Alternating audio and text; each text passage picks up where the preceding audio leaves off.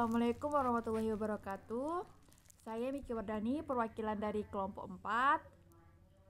Di sini saya akan menjelaskan apa itu konsep dasar manajemen mutu dan manajemen mutu pendidikan di organisasi pendidikan.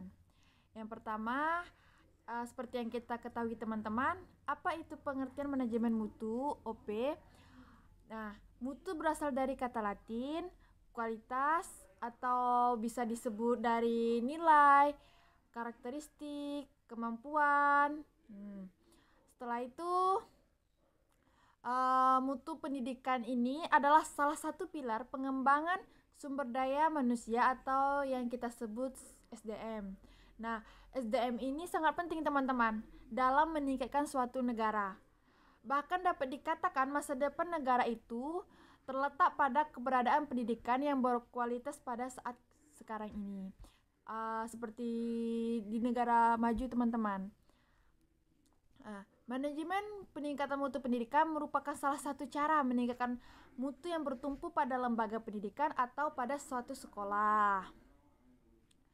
Dalam menerapkan caranya, kita harus mempunyai ketersediaan data kuantitatif dan data kualitatif. Nah, kuantitatif itu adalah data yang menentukan suatu masalah. Nah, sedangkan kualitatif adalah mencari masalah. Nah, dan pemberdayaan semua anggota suatu lembaga pendidikan tersebut untuk secara berkelanjutan atau berkesinambungan. Yang berikutnya adalah sistem manajemen mutu (OP). Nah, sistem manajemen mutu organisasi pendidikan merupakan suatu pendekatan sistematis yang diterapkan oleh lembaga pendidikan untuk memastikan bahwa semua proses aktivitas dilakukan berorientasi pada peningkatan kualitas pendidikan.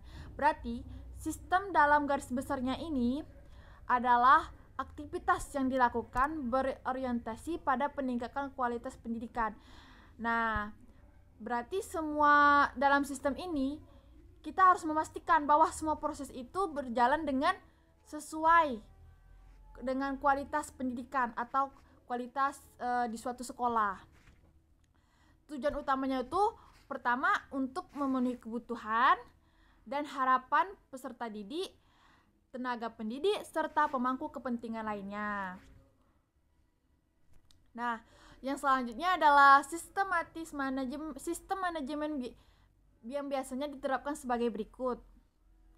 Yang pertama itu ISO atau 21001 memberikan kerangka kerja yang komprehensif. Komprehensif ini maksudnya adalah luas atau menyeluruh untuk membantu lembaga pendidikan dalam merencanakan, mengelola, dan meningkatkan kualitas layanan pendidikannya.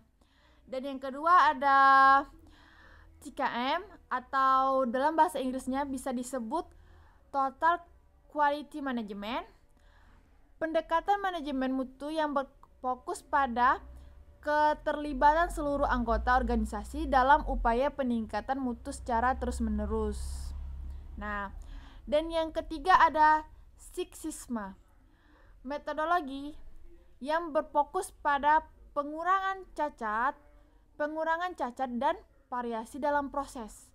Six Sigma ini dapat digunakan untuk meningkatkan efisiensi proses pembelajaran, mengurangi kesalahan administrasi, dan meningkatkan kepuasan peserta didik. Dan yang keempat ada Balance Scorecard atau kerangka kerja yang digunakan untuk mengukur kinerja organisasi dari berbagai perspektif atau pandangan. Dan yang kelima ada model EFQM atau kepanjangan darinya adalah European Foundation for Quality Management, menyediakan model penilaian yang komprehensif. Komprehensif tadi yang luas atau menyeluruh untuk organisasi yang meningkatkan kinerja mereka. Dan yang berikutnya ada prinsip manajemen mutu (OP). Nah, yang pertama itu ada fokus pada pengguna atau pelanggan. Nah, Maksudnya itu di dalam misalnya nih di dalam suatu perusahaan ini nih kita tuh harus fokus pada pengguna dan pelanggannya, melayani dengan baik kayak itu. Setiap misalnya tuh cepat dalam menanggapi jika pelanggan bertanya seperti itu. Dan tuh yang kedua ada kepemimpinan yang kuat. Maksudnya di sini nih pemimpin yang kuat atau solidaritasnya tinggi seperti itu. Dan yang ketiga ada keterlibatan semua pihak atau keterikatan SDM. Maksudnya di sini nih dalam suatu perusahaan atau organisasi atau pendidikan semuanya terlibat, maupun yang eksternal, internal seperti itu. Yang keempat ada pendekatan proses di dalam lingkungan tersebut atau di dalam pendidikan, di dalam organisasi, di dalam perusahaan ada pendekatan prosesnya. Setelah itu ada perbaikan atau peningkatan. Perbaikan misalnya tuh misalnya setiap ada kesalahan diperbaiki. Dan tuh setelah itu ditingkatkan. Dan yang berikutnya ada pengambilan keputusan. Pengambilan keputusan nih berarti semua yang terlibat itu berhak memberi keputusan, memberi tanggapan, memberi pendapat seperti itu. Dan manajemen hubungan. Manajemen hubungan ini maksudnya tuh komunikasinya lancar seperti itu. Baiklah. Yang berikutnya adalah tahapan manajemen mutu OP. Yang dalam tahapan tersebut yang pertama ada pemetaan mutu, yang maksudnya di sini adalah tentang lokasi atau peta. Dan yang berikutnya ada penyusunan rencana. Penyusunan rencana ini bertujuan untuk meningkatkan suatu mutu. Selanjutnya ada implementasi. Implementasi tersebut adalah terlaksananya rencana peningkatan mutu. Berarti selesai melakukan rencana tadi, kita harus melaksanakan, mengimplementasikan rencana peningkatan mutu ini tadi. Setelah itu ada evaluasi. Evaluasi atau audit internal. Evaluasi ini tersebut berarti dalam tahapan perencanaan, evaluasi ini tadi mengawasi, melihat apakah dalam melaksanakan, mengimplementasikan tahapan perencanaan tersebut adakah terjadi kesalahan. Setelah itu ada komponen manajemen mutu OP. Sistem penjaminan mutu internal atau kita bisa sebut SPMI singkatannya, dan sistem penjamin mutu eksternal disingkat jadi SPME.